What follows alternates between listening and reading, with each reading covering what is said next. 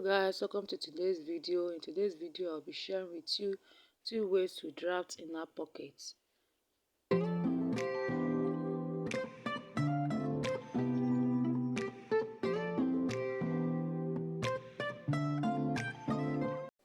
First method, fold your fabric into 2.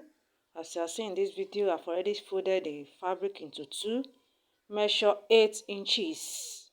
8 inches by 12 inches. As I see in this video, I first of all measure 8 inches, then 12 inches. Now you make your curve from 8 inches to that 12 inches, as I see in this video. Then you cut it out.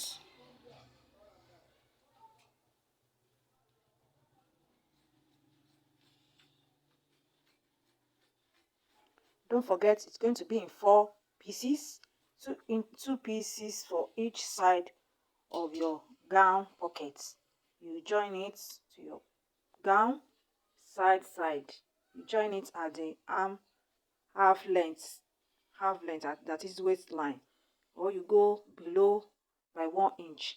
The next method is by placing your hand into your paper or your fabric, then trace out your hand on that paper, then you cut it out.